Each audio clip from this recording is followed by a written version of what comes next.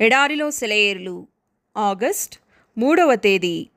నలిగిన హృదయము గల వారిని దృఢపరచుటకును, చెరలోనున్న వారికి విడుదలను, బంధింపబడిన వారికి విముక్తిని ప్రకటించుటకును, దుఃఖాక్రాంతులనందరినీ ఓదార్చుటకును ఆయన నన్ను పంపియున్నాడు.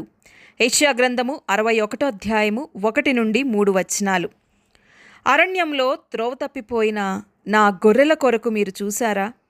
తప్పిపోయిన గొర్రె తిరుగుతున్న అరణ్యంలోనూ నిష్ప్రయోజన ప్రదేశాలలో మీరున్నారా?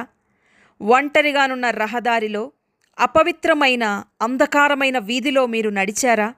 బహుశా గాయపడిన నా పాదాల ముద్రను సందె చీకట్లో మీరు చూస్తుంటారు. ఎండిపోయిన దాహంతో ఉన్న ఆత్మయుద్ధకు జీవజలాన్ని మోసుకెళ్లారా? రోగులతో, గాయపడిన వారితో క్రీస్తు యేసు మిమ్మల్ని సంపూర్ణులుగా చేస్తాడని చెప్పారా? మూర్చిల్లిపోతున్న నా పిల్లలకు తండ్రి చేతి బలం గురించి చెప్పారా?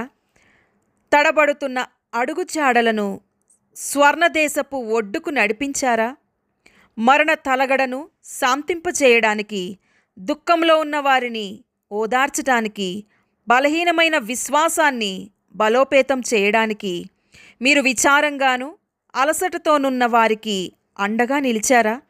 నేను ముందున్న స్థలంలో ఉన్నప్పుడు నీడలు దాటి తెరిచిన తలుపుల గుండా నా మహిమ ప్రవహించినప్పుడు మీరు దాన్ని అనుభవించారా?